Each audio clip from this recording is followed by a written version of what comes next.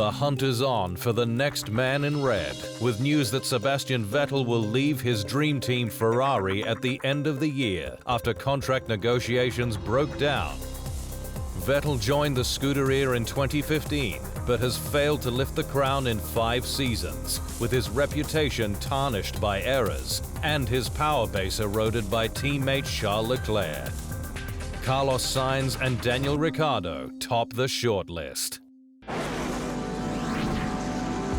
W Series race winner Spain's Marta Garcia has backed her compatriot Carlos Sainz for a future Ferrari seat given his recent results, including a maiden podium and rising popularity in their homeland.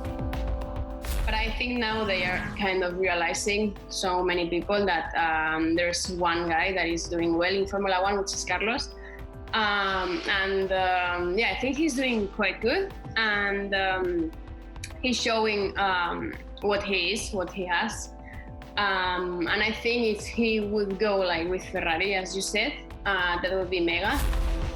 Garcia, who won from pole last year in Germany, en route to 4th in the standings, followed Sainz's rise at McLaren, where he's now established after difficult stints with Toro Rosso and Renault, and says Ferrari should consider him as a future replacement for 4-time F1 world champion Sebastian Vettel. So I think if we put Carlos Sainz in Ferrari, it would be like a perfect combination, because he's got many things that I like as a driver, and Ferrari is an amazing team.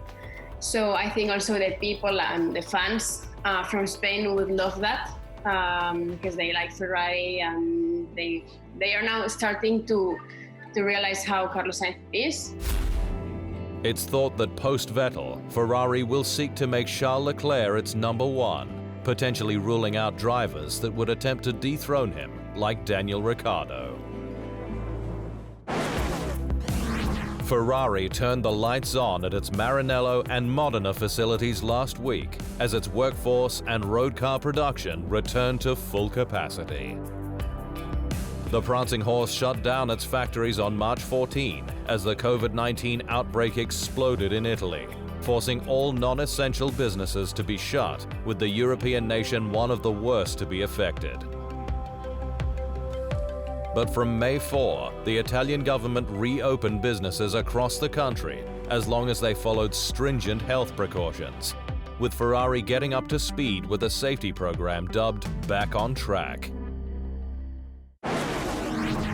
6-time F1 world champion Lewis Hamilton has treated the sport's forced hiatus as the sabbatical he needed to recharge his batteries and stay fresh as an athlete.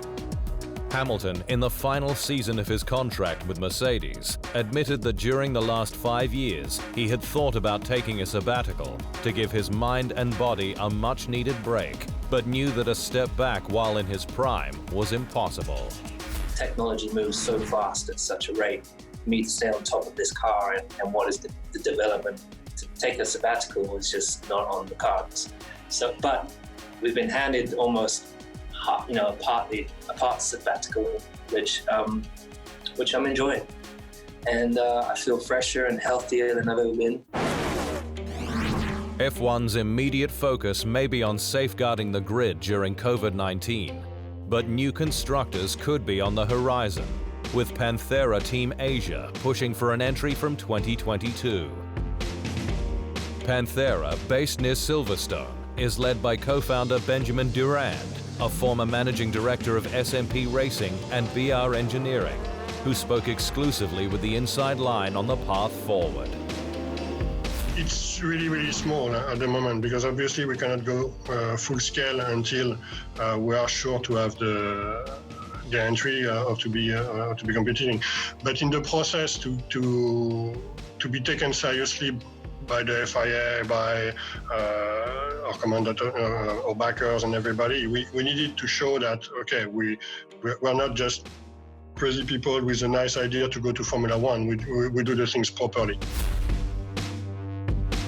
The project, which eventually hopes to be based in Southeast Asia, has signed a raft of pre-agreements with suppliers, with ex-Manor Aero boss Tim Milne doing preliminary work using the new regulations.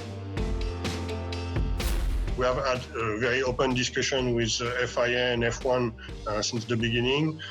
They know about our project. They advise us on the best way to do it, and we are listening to them. We are communicating to them. We're not trying to push anything. We understand that they have their agenda, especially right now. Two-time F1 world champion Fernando Alonso has all but confirmed that he will not return to the sport next season, given the delay of the new era regulations to 2022. The Spaniard left F1 at the end of 2018, but in a live interview with the Le Mans 24-hour Instagram account, admitted he was open to a comeback, but not with the sport how it is currently. And I always said, look, in the 2021, there are new rules in Formula One. I may come because maybe there is more interest and the cars are more balanced, and maybe I'm hungry of traveling again or putting myself in contention. It's true that Formula One now delayed the rules for 2022. Alonso's sights post-F1 have been set on becoming just the second man since Graham Hill to win motorsport's unofficial Triple Crown that includes the Monaco Grand Prix, Le Mans, and the Indy 500. Alonso has won Monaco and Le Mans twice, but the IndyCar event has so far proved elusive. 2020's edition, if it goes ahead, will be his third attempt. All of them required a very different driving technique and different driving styles. So the Indy 500 I tried in 2017, it was a very nice experience. I love the atmosphere there. F1 agreed last week to implement a $145 million cost cap from 2021. The new figure a $30 million drop on the approved original, due to the severe financial strain felt during the COVID-19 crisis.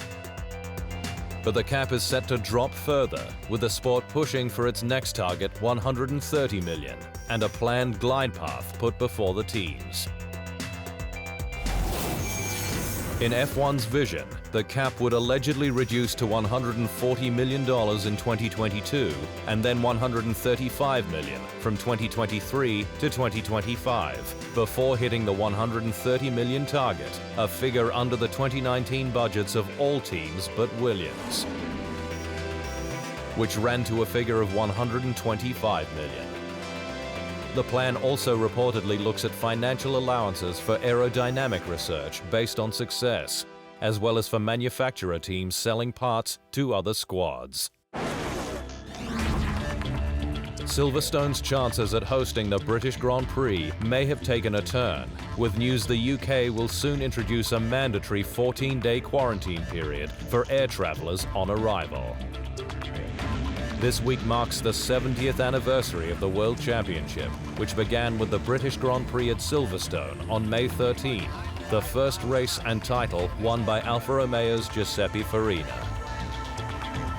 But the UK's new measures could scupper plans for F1 unless exceptions can be granted.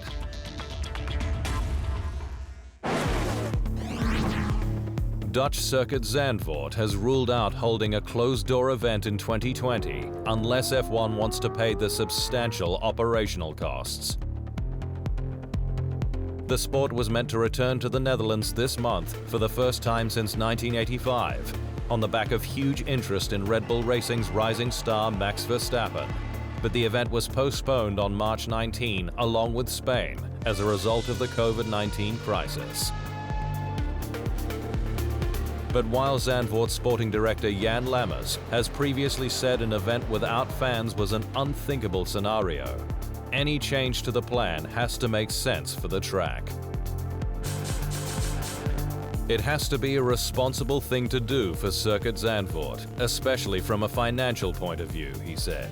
To put it simply, it shouldn't cost us any money. F1 has targeted Austria as its opening round, with the second race set to be held at the Red Bull Ring on the following weekend. But the work continues to fill out the calendar beyond that, with European tracks the immediate priority, including those not on the original schedule, such as Hockenheim, Imola, and the Algarve in Portugal, which have indicated interest. along with Spain's Circuit de Barcelona-Catalunya, British icon Silverstone, Budapest's twisty Hungaroring, and Monza in Italy, potentially for 2 races as well. Beyond that, F1 has planned for a region-based championship of up to 18 races, which may extend into the early part of 2021. The plan is to stay on the continent through July and August with closed-door events, before moving on to Eurasia and Asia. The sport hopes to then fly to the Americas, with the Middle East in December. Empty grandstands from postponed or cancelled events have forced F1 to take an enormous financial hit from 2020's first quarter, with more damage certain as we approach mid-year.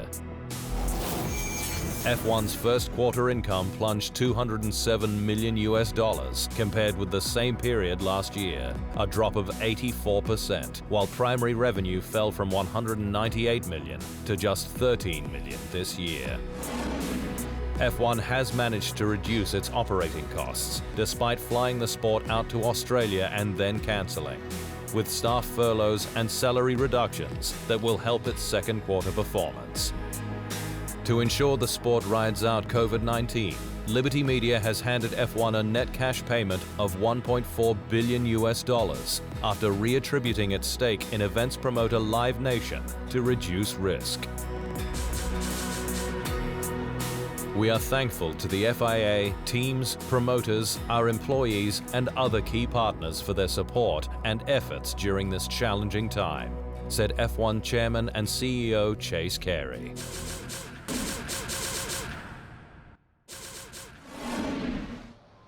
Thanks for watching. To stay up to speed on all things Formula One, make sure you hit the subscribe button.